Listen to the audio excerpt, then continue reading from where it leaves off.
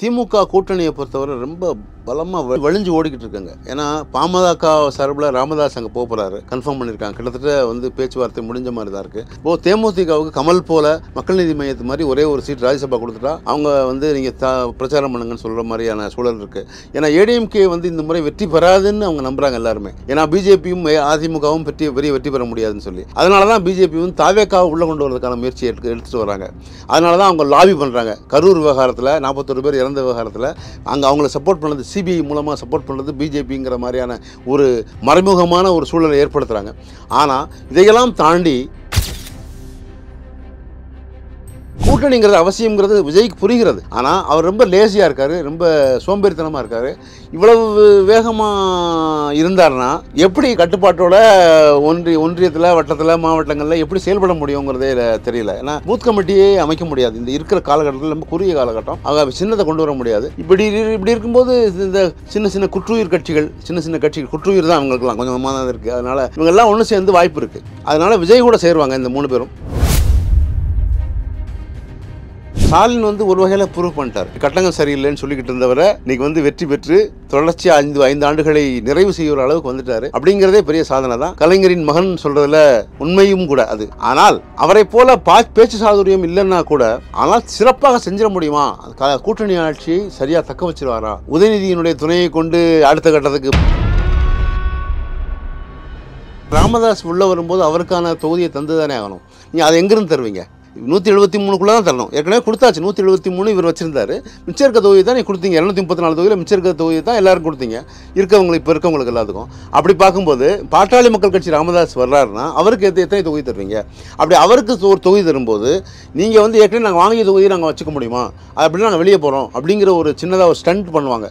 கம்யூனிஸ்ட்டும் விசிகாலாம் இவங்கெல்லாம் ஒரே கூட்டணிக்குள்ளே ஒரு கூட்டணி இருக்குது. அவங்க ஏன்னா மக்கள் நல கூட்டணி இருந்தது. அவங்க நான் கேட்கும்போது நீங்கள் அப்படி கேளுங்கம்பாங்க. அப்படி வரும்போது ஆளுக்கு 2 சீட்டு 1 சீட்டு எக்ஸ்ட்ரா கொடுத்தாலே அவர் கொடுக்க வேண்டிய கட்டாயத்துக்கு வந்துடுவார். அதில் ஒரு 12 சீட்டு, இதில் ஒரு ஆளுக்கு ஒன்றுன்னா வச்சா கூட 22 சீட் கிட்ட வந்துடும். அப்போ கொடுத்து ஆகணும். வேறு கட்டாயமாக வேறு வழியே கிடையாது. விஜய் கூட போய் அவங்க கூட்டணி வைக்க முடியாது. அதிமுக ஏற்கனவே பிஜேபியோட கூட்டணியில் இருக்கு. அதனால அங்கே போக முடியாது. ஏன்னா அவங்க வந்து மதசார்பற்றதை பற்றி பேசுகிறாங்க, சனாதனத்தை எதிர்க்கிறார்கள். இவர்களெல்லாம் போக முடியாது. அப்போ ஒரே ஒரு சாய்ஸ் வந்து விஜய் மட்டும்தான். விஜய் முதலமைச்சர் வேட்பாளராக நீங்கள் ஏற்றுக்கிட்டா தான் நீங்கள் போக முடியும். அது இவர்களுக்கு சாத்தியமா? நேற்று கட்சி ஆரம்பித்து இன்னைக்கு வரைக்கும் ஒரு ஓட் பேங்க் என்னன்னே தெரியாத ஒருத்தர் கூட போய் இவங்க வந்து பின்னாடி நிற்பாங்களா அப்படின்னு ஒன்று இருக்குது. இன்னொன்று, அவர் அரசியலே தெரியலேன்னு இவங்க தான் சொல்கிறாங்க. அப்போ இவ்வளோ தூரத்துக்கு எதிர்ப்பு தெரிவித்த பிறகு அவரோட போய் இன்னும் அவருக்கு சின்னமே ஒதுக்கப்படலை. அப்போ இதான் நிறைய சிக்கல் இருக்குது. சின்னமே ஒதுக்கப்படாத ஒரு கட்சியில் போய் நாங்கள் வந்து அவரை முதலமைச்சர் வேட்பாளராக கொண்டு வருவாங்களா?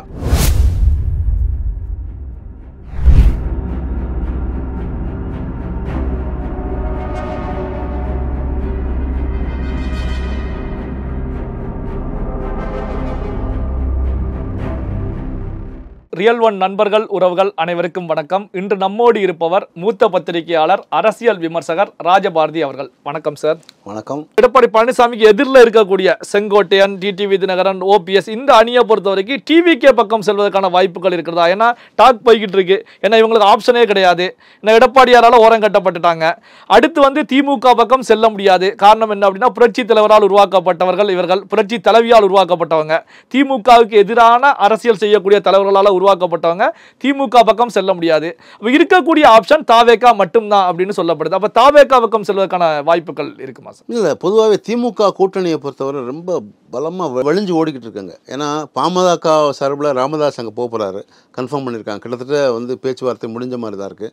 இப்போது தேமுதிகவுக்கு கமல் போல மக்கள் நீதி மையத்து மாதிரி ஒரே ஒரு சீட் ராஜ்யசபா கொடுத்துட்டா அவங்க வந்து நீங்கள் பிரச்சாரம் பண்ணுங்கன்னு சொல்கிற மாதிரியான சூழல் இருக்குது. ஏன்னா ஏடிஎம்கே வந்து இந்த முறை வெற்றி பெறாதுன்னு அவங்க நம்புகிறாங்க எல்லாருமே. ஏன்னா பிஜேபியும் அதிமுகவும் பெரிய வெற்றி பெற முடியாதுன்னு சொல்லி, அதனால தான் பிஜேபியும் தாவேக்காவை உள்ளே கொண்டு வரதுக்கான முயற்சி எடுத்துகிட்டு வராங்க. அதனால தான் அவங்க லாபி பண்ணுறாங்க. கரூர் விவகாரத்தில் 41 பேர் இறந்த விவகாரத்தில் அங்கே அவங்கள சப்போர்ட் பண்ணது சிபிஐ மூலமாக சப்போர்ட் பண்ணுறது பிஜேபிங்கிற மாதிரியான ஒரு மறைமுகமான ஒரு சூழலை ஏற்படுத்துகிறாங்க. ஆனால் இதையெல்லாம் தாண்டி தாவேக்கா வந்து அதனால தான் வந்து முதன்முறையாக பேசும்போது விஜய் சொன்னார், நாங்கள் கூட்டணிக்கு தயாராக இருக்கோம், என் கூட வந்தீங்கன்னா நாங்கள் வந்து அதுக்கான ஏற்பாடுகளை செஞ்சு தரோங்கிற மாதிரி சொன்னார். அந்த வகையில் இப்போ வந்து தனித்து விடப்பட்டிருக்கக்கூடிய எடப்பாடி கூட போக முடியாது இவங்களால. ஏன்னா இந்த 3 பேரும் தனியாக இருக்காங்க. ஏன்னா இவங்க உரிமை மீட்பு குழு தான் வச்சுருக்காங்க, அதிமுக காப்பாற்ற போகிறவங்க. அப்போது இவங்க வந்து அவங்களோட போக முடியாது. எப்படி விஜய் வந்து பிஜேபி கூட போக முடியாதோ? ஏன்னா அவர் தான் சொல்கிறார் கொள்கை எதிரி அப்படின்னு சொல்லியிருக்கும்போது, அப்போது இந்த மாதிரியான சூழலில் 2 பேருமே எதிரிகள், பாஜகவும் திமுகவும். அப்போ இவங்க வேறு வழியே கிடையாது. அப்போது இந்த ஷேரிங்க்கு இவங்க ஒத்துப்பாங்க. ஏன்னா கடந்த முறை வந்து 2016 3வது மக்கள் நல கூட்டணி வந்தது போல் இது ஒரு 3வது அணியாக வரதான் செய்யும். இப்போ இது 2021 கமல்ஹாசன் போன்றவர்கள் இந்த ஐஜேகே மாதிரியான கட்சிகள் எல்லாம் சேர்த்துக்கிட்டு ஒரு மாதிரி சின்னதாக வச்சுக்கிட்ட மாதிரி இவங்க வச்சுப்பாங்க. ஆனால் இவங்களுடைய ஓட்டு சதவீதம், வாக்கு சதவீதம் தான் இதில் வந்து பெரிய கோல் வச்ச போகுது. விஜய்க்கு என்ன வாக்கு இருக்க போகுது? ஏன்னா இதுக்கு முன்னாடி நிறைய நமக்கு உதாரணங்கள் இருக்குது. சிரஞ்சீவி இதை போலவே தான் பேசினார். விஜய்க்கும் அவருக்கும் பெரிய பெரிய வித்தியாசமே இல்லை. ஆனால் தேர்தலுக்கு பிறகு அவர் காணாமல் போயிட்டார். அதே மாதிரி நிறைய பேர் இருந்தாங்க. விஜயகாந்த் வந்து அழகான ஸ்டெப் எடுத்து வச்சார். 1 by 1 வந்தார். 2011 பண்ருட்டி ராமச்சந்திரன் ஒருத்தர் இருந்ததுனால தான் ஜெயலலிதாவோட பேசினாங்க. 41 சீட்டுக்கு கொடுத்து 39 சீட்டு வெற்றி பெற்றாங்க. ஆக இப்போ கூட்டணிங்கிறது அவசியங்கிறது விஜய்க்கு புரிகிறது. ஆனால் அவர் ரொம்ப லேசியாக இருக்கார், ரொம்ப சோம்பேறித்தனமாக இருக்கார். இவ்வளவு வேகமாக இருந்தார்னா எப்படி கட்டுப்பாட்டோட ஒன்றியத்தில், வட்டத்தில், மாவட்டங்களில் எப்படி செயல்பட முடியுங்கிறதே தெரியல. ஏன்னா பூத் கமிட்டியே அமைக்க முடியாது. இந்த இருக்கிற காலகட்டத்தில் ரொம்ப குறுகிய காலகட்டம். சின்னத்தை கொண்டு வர முடியாது. இப்படி இருக்கும்போது இந்த சின்ன குற்றுயிர் கட்சிகள், சின்ன கட்சிகள் குற்றுயிர் தான் அவங்களுக்குலாம் கொஞ்சமாக தான் இருக்குது. அதனால் இவங்கெல்லாம் ஒன்று சேர்ந்து வாய்ப்பு இருக்குது. அதனால் விஜய் கூட சேருவாங்க இந்த 3 பேரும். அதன் மூலமாக ஒரு ஓட் பேங்க் எடுத்து வர முடியும். பிஜேபியோட நோக்கமே வந்து அதுதான். அதாவது நான் 2வது அணியாக வரணும், இங்கே திமுகவுக்கு அடுத்த அணியாக அவங்க வரணும். அதனால் அவர்களுக்கு இது மாதிரியான எதையெல்லாம் நிர்மூலமாக்குவது, எதையெல்லாம் தாழ்ச்சியாக்குறது, எதையெல்லாம் வந்து நம்ம கட்டுப்பாட்டுக்கு இல்லாமல் பண்ணுறதுங்கிறது அவங்க பார்ப்பாங்க. இப்போது விஜய் கூட இவங்க 3 பேரும் இணைந்தாலும் அதே நேரத்தில் யாருக்கு பாதிப்பு ஏற்படும்? ஏன்னா திமுக கூட்டணி இன்னும் வலுவாகவே இருக்கிறது. கடந்த தேர்தல்களில் எப்படி இருந்துச்சோ அதே போல தான் திமுக கூட்டணி இருக்குது. நீங்கள் சொல்வதை வச்சு பார்க்கும்போது தேமுதிக, ராமதாஸ் தலைமையிலான பாமகவும் திமுக பக்கம் வரும்போது இன்னும் ஸ்ட்ரென்த் அதிகமாகுது. அப்போ பார்த்தீங்கன்னா இந்த விஜய் அவர்கள் கூட இவங்க இணைந்து நிற்கக்கூடிய நிகழ்வை பொறுத்த வரைக்கும் இது எடப்பாடியாருக்கு பெரிய ஒரு பாதிப்பு, திமுகவுக்கு வெற்றிக்கான ஒரு வழி அப்படின்னு தானே எடுத்துக்க முடியும். திமுக கண்டிப்பாக வெற்றி பெறும், அதில் எந்த மாற்று கருத்துமே இல்லை. ஏன்னா இந்த சூழலே அப்படி தான். அதாவது கிட்டத்தட்ட 42% வந்து திமுகவுக்கான ஓட்டு இப்போதைக்கு. முதல்ல வந்து 32% திமுகவுக்கு மட்டுமா இருந்தது. இப்போ வந்து அவங்க கூட்டணி கட்சிகளோடு சேர்ந்து வரும்போது 44%, ப்ளஸ் பொதுமக்களுடைய இது சேரும்போது 56% வெற்றி பெறுறதுக்கு வாய்ப்பு இருக்குது. இப்போ இவங்களுக்கு வந்து 28% கன்சால்டேட்டாக இருந்துச்சு அதிமுகவுக்கு. அது இப்போ 22% மாறி இருக்குது. அப்போது அதிமுகவுடைய ஓட் பேங்க் வந்து 22 + ஒரு 8னே வச்சுக்கிட்டோம், 8% வச்சுப்போம். பிஜேபிக்கு அவ்வளோ இல்லை, ஆனால் கூட வச்சா கூட 30% மேலே வர முடியாது. இவங்க எல்லாருமே சொல்லக்கூடிய கணக்கில் 23% வந்துடுவாருன்றாங்க விஜய்க்கு. எனக்கு தெரிஞ்ச வரைக்கும் நான் எல்லாம் தமிழகம் முழுக்க சுற்றியிருக்கோம், எல்லாம் பண்ணியிருக்கோம், பார்த்துருக்கோம். அதனால் அவருக்கு வந்து 12% வர்றதுங்கிறதே பெரிய விஷயம். 12% இவங்க இப்படி வச்சாலும் 15-16% தான் வர முடியும். இது வந்து வெற்றி வாய்ப்பை நிர்ணயிக்காது. ஆனால் இப்போது இதில் இன்னொரு பெரிய விஷயம் இருக்குது. 2006 எப்படி திமுக வந்து 98 சீட்டு மட்டும் ஜெயிச்சதோ, அது மாதிரி 118ங்கிற அறுதி பெரும்பான்மை கிடைக்காதோ, அதே போல் கூட்டணி கட்சிகளால் தான் ஜெயிக்க முடியும் திமுக. அப்படின்னா கருணாநிதி போன்ற எப்படி வந்து கூட்டணி கட்சிகளை சமாளித்து தனியாகவே அவர் வந்து தனி திமுக ஆட்சி மட்டுமே நடத்த முடிஞ்சதோ அது மாதிரி நடத்த முடியுமாங்கிறது இப்போ சந்தேகம் தான். ஏன்னா 173 சீட்டில் 2021 நின்னாங்க. இப்போது அந்தளவுக்கு முடியாது. ஏன்னா பாமக உள்ள வருது, அவங்களுக்கான சீட்டு தரணும். குறைஞ்சபட்சம் அவங்க 15 சீட்டாக கேட்பாங்க. அப்படி அடித்து பிடிச்சி வச்சா கூட 10 சீட்டாக கொடுத்தாகணும். இவங்க 8 சீட்டு இருந்தாங்க, இப்போ 2 சீட்டு கொடுக்கணும். அப்போ எப்படி பார்த்தாலும் 2 சீட்டு ஒவ்வொருத்தருக்கு கொடுக்கும்போது சேர்த்து கொடுக்கும்போது அவங்களுடைய எண்ணிக்கை குறைஞ்சிரும். அப்போது ஒரு 152 சீட்டில் நிற்கிறாங்கன்னு சொன்னால் 118 வின் பண்ணுறது கஷ்டம். இப்போ திமுக பொறுத்த வரைக்கும் ஒரு தனிப்பெரும்பான்மையோடு ஆட்சி அமைக்க முடியாது. ஒரு மைனாரிட்டி, அது கடந்த காலத்தில் ஜெயலலிதா அவர்கள் சொன்னது போல ஒரு மைனாரிட்டி அடிப்படையிலான ஒரு ஆட்சியை தான் திமுக கொடுக்க முடியும் அப்படின்னு சொல்கிறீங்க. ஆனால் கூட்டணி கட்சிகளோட மிரட்டலை தாங்க முடியுமான்னு தெரில. அவங்க கேட்பாங்க, அவங்களுக்கான நிறைய உரிமைகள் எடுத்துப்பாங்க. நாங்கள் இல்லைனா நீங்கள் ஜெயிச்சிருக்க முடியாதுன்னுப்பாங்க. அப்போ இதெல்லாம் வந்து இப்போது ஏன்னா இதற்கு முன்னால் வந்து மன்மோகன் சிங் அவர்களுக்கு இருந்த சூழல் தான் இது. 2014 அவர் ஆட்சி விட்டு போகும்போது 2009 கூட்டணி ஆட்சிகளோடு தான் வாழ முடியுது. அப்போ தான் 2G மேட்லேருந்து எல்லாமே வந்தது. கூட்டணி கட்சிகளோடு ஆட்சி பண்ணும்போது உள்ள சிக்கல் இதுதான். ஆனால் இவங்க வந்து 2014 வந்து இப்போயும் கூட்டணியோடு தான் மோடி அவர்கள் ஆட்சி பண்ணுறாருன்னா கூட தனிப்பெரும்பான்மையாக இருக்காங்க எல்லா இடத்துலையுமே. இப்போ தான் அந்த மாதிரியான சூழல் வந்திருக்கு. இப்போ ஆந்திராவில் சந்திரபாபு நாயுடுவோடும் பீகாரில் நிதிஷ்குமாரோடையும் கூட்டணி வச்சு தான் இப்போ ஆட்சி இருக்குது. ஆனால் அவங்க பெரிய அளவில் அவங்கள ஒன்றும் செஞ்சிட முடியாது. ஏன்னா ஆந்திராவுக்கு மோடியோட அவசியம் இருக்குது, அவங்க தேவை இருக்குது.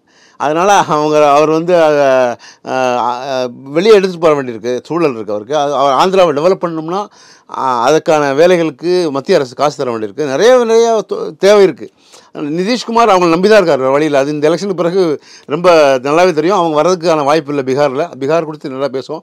ஆனால் இந்த சூழல் வந்து இருக்கும்போது திமுக வந்து எப்படி ஸ்டாலின் வந்து ஒரு வகையில் ப்ரூவ் பண்ணிட்டார். கட்டங்கள் சரியில்லைன்னு சொல்லிக்கிட்டு இருந்தவரை இன்றைக்கி வந்து வெற்றி பெற்று தொடர்ச்சியாக 5 ஆண்டுகளை நிறைவு செய்கிற அளவுக்கு வந்துட்டார். அப்படிங்கிறதே பெரிய சாதனை தான். கலைஞரின் மகன் சொல்கிறதுல உண்மையும் கூட அது. ஆனால் அவரை போல் பேச்சு சாதுரியம் இல்லைன்னா கூட, ஆனால் சிறப்பாக செஞ்சிட முடியுமா? கூட்டணி ஆட்சியை சரியாக தக்க வச்சிருவாரா? உதயநிதியினுடைய துணையை கொண்டு அடுத்த கட்டத்துக்கு போக முடியுமா அப்படிங்கிறதெல்லாம் பார்க்க வேண்டியிருக்கு. ஆனால் கொஞ்சம் நெருக்கடி தான் அவருக்கு. இந்த முறை வந்து அரை பெரும்பான்மை கிடைக்காது, கஷ்டம் தான். இப்போ பார்த்தீங்கன்னா இப்போவுமே வந்து மினிஸ்ட்ரியில் எங்களுக்கு ஷேரிங் வேணும் அப்படிங்கிற கோஷங்கள் காங்கிரஸ் கட்சியும் முன்வைக்கிறாங்க, விசிகாவும் முன்வைக்கிறாங்க, கூட்டணி கட்சிகள் எல்லாமே முன்வச்சுக்கிட்டு இருக்காங்க. அப்போது முதல்வர் ஸ்டாலின் அவர்களை பொறுத்த வரைக்கும் தன்னுடைய கடந்த தேர்தலில் போட்டியிட்ட சுமார் 172 தொகுதியில் போட்டியிட்டாங்க. அதை குறைத்து போட்டியிடுவதற்கான வாய்ப்புகள் இருக்குமா? யோசிப்பாங்க இல்லையா, நம்ம குறைச்சி போட்டியிட்டால் 118 தொகுதி ஜெயிக்க முடியுமா அப்படிங்கிற ஒரு எண்ணம் இருக்கும் இல்லையா சார்? இல்லை, சரிதான். அதாவது குறைச்சி போட்டால் ஜெயிக்க முடியாதுங்கிறது தெரியும். ஆனால் ராமதாஸ் உள்ளே வரும்போது அவருக்கான தொகுதியை தந்து தானே ஆகணும். நீங்கள் அதை எங்கேருந்து தருவீங்க? 173க்குள்ளே தான் தரணும். ஏற்கனவே கொடுத்தாச்சு. 173 இவர் வச்சுருந்தாரு. மிச்சம் இருக்க தொகுதி தான் நீங்கள் கொடுத்தீங்க. 234 தொகுதியில் மிச்சம் இருக்க தொகுதி தான் எல்லாருக்கும் கொடுத்தீங்க, இப்போ இருக்கவங்களுக்கு எல்லாத்துக்கும். அப்படி பார்க்கும்போது பாட்டாளி மக்கள் கட்சி ராமதாஸ் வர்றாருன்னா அவருக்கு எத்தனை தொகுதி தருவீங்க? அப்படி அவருக்கு ஒரு தொகுதி தரும்போது நீங்கள் வந்து ஏற்கனவே நாங்கள் வாங்கிய தொகுதியை நாங்கள் வச்சுக்க முடியுமா? அப்படின்னா நாங்கள் வெளியே போகிறோம் அப்படிங்கிற ஒரு சின்னதாக ஒரு ஸ்டண்ட் பண்ணுவாங்க. கம்யூனிஸ்ட்டும் விசிகாலாம் இவங்கெல்லாம் ஒரே கூட்டணிக்குள்ளே ஒரு கூட்டணி இருக்குது. அவங்க ஏன்னா மக்கள் நல கூட்டணி இருந்தது. அவங்க நான் கேட்கும்போது நீங்கள் அப்படி கேளுங்கம்பாங்க. அப்படி வரும்போது ஆளுக்கு 2 சீட்டு 1 சீட்டு எக்ஸ்ட்ரா கொடுத்தாலே அவர் கொடுக்க வேண்டிய கட்டாயத்துக்கு வந்துடுவார். அதில் ஒரு 12 சீட்டு, இதில் ஒரு ஆளுக்கு ஒன்றுன்னா வச்சா கூட 22 சீட் கிட்ட வந்துடும். அப்போ கொடுத்து ஆகணும். வேறு வழி, கட்டாயமாக வேறு வழியே கிடையாது உங்களுக்கு. இல்லை, புதிதாக கட்சிகள் உள்ளே வரும்போது இருக்கக்கூடிய ஒரு சில கட்சிகள் வெளியேறுவதற்கான வாய்ப்புகள் இருக்குமா? என்னன்னா எங்களுக்கு கேட்ட தொகுதியை கொடுக்க மாட்டேங்கிறாங்க. இப்போ 6 தொகுதியில் போட்டியிட்ட விசிகா கம்யூனிஸ்டுகளை பொறுத்த வரைக்கும் அவங்க இன்னும் அதிகமாக கேட்குறாங்க. திமுக தலைமை கொடுக்க மறுக்குதுன்னா கூட்டணியில் விரிசல் ஏற்படுவதற்கு வெளியேறுவதற்கான சூழல் உருவாகும்ல சார்? இல்லை, நீங்கள் சொல்கிறது ஒரு வகையில் பார்க்குறதுக்கு தோணலாம். ஆனால் வெளியே போய் வெற்றி பெற முடியாதுன்னு சொல்லும்போது ஏன் வெளியே போகிறாங்க? அவங்க வெளியே போனால் வெற்றி பெறுவதற்கான வாய்ப்பு இருக்கணும்ல. விஜய் கூட போய் அவங்க கூட்டணி வைக்க முடியாது. அதிமுக ஏற்கனவே பிஜேபியோட கூட்டணியில் இருக்குது. அதனால் அங்கே போக முடியாது. ஏன்னா இவங்க வந்து மதசார்பற்றதை பற்றி பேசுகிறாங்க, சனாதனத்தை எதிர்க்கிறார்கள். இவர்களெல்லாம் போக முடியாது. அப்போ ஒரே ஒரு சாய்ஸ் வந்து விஜய் மட்டும்தான். விஜய் முதலமைச்சர் வேட்பாளராக நீங்கள் ஏற்றுக்கிட்டால் தான் நீங்கள் போக முடியும். அது இவர்களுக்கு சாத்தியமா? நேற்று கட்சி ஆரம்பித்து இன்றைக்கி வரைக்கும் ஒரு ஓட் பேங்க் என்னன்னே தெரியாத ஒருத்தர் கூட போய் இவங்க வந்து பின்னாடி நிற்பாங்களா அப்படின்னு ஒன்று இருக்குது. இன்னொன்று, அவர் அரசியலே தெரியலேன்னு இவங்க தான் சொல்கிறாங்க. அப்போ இவ்வளோ தூரத்துக்கு எதிர்ப்பு தெரிவித்த பிறகு அவரோட போய் இன்னும் அவருக்கு சின்னமே ஒதுக்கப்படலை. அப்போ இதெல்லாம் நிறைய சிக்கல்கள் இருக்குது. சின்னமே ஒதுக்கப்படாத ஒரு கட்சியில் போய் நாங்கள் வந்து அவரை முதலமைச்சர் வேட்பாளராக கொண்டு வருவாங்களா அப்படிங்கிறதுனால. ஏன்னா இப்போ அண்மையில் பேசும்போது கூட திருமாவளவன் சொல்லும்போது சொன்னார், நான் ஏன் முதலமைச்சராக இருக்கக்கூடாது அப்படின்னு அவர் கேட்டார். ஏன் அது தகுதி இல்லையா எனக்கு? அப்போது அவருக்கே அந்த எண்ணம் இருக்கும்போது நீங்கள் வந்து இன்னொருத்தரை போய் முன்மொழிகிறதுக்கு அவங்க தயாராக இருக்க மாட்டாங்க. ஏன்னா ஸ்டாலின் ஏன் முன்மொழிவாங்கன்னா, ஆல்ரெடி முன்மொழிஞ்சு பழகிட்டோம் கருணாநிதிக்கு பிறகு. அதனால் அவர் கூட இருந்தால் தான் வெற்றி பெற முடியும். அதனால் வெற்றி பெற முடியாத ஒரு இடத்துல வந்து முடிஞ்ச வரைக்கும் பார்கெயின் பண்ணுவாங்களே தவிர, ஒரு சீட் ஷேரிங்க்கு கேட்பாங்களே தவிர, எனக்கு கொஞ்சம் அதிகமாக கொடுங்க அப்படி கேட்கலாமே தவிர பார்கெயின் பண்ணலாம். ஒரு மாதிரி கடைசியாக அங்கே தான், வேறு வழி கிடையாது. அது அவருக்கும் தெரியும், ஸ்டாலினுக்கும் தெரியும். அதனால தான் போன முறையே கம்மியாக கொடுத்தார். பார்கெயின் பண்ணுவாங்க, ஆனால் நம்மளை விட்டு இவங்க போக மாட்டாங்க, நம்ம கூட தான் இருப்பாங்க அப்படிங்கிற நிலையில தான் முதல்வர் ஸ்டாலின் அவர்கள் இருப்பாங்க. பல்வேறு முக்கியமான தகவல்களை நம்முடைய உறவுடன் பகிர்ந்து கொண்டதற்கு நன்றி சார். வணக்கம்.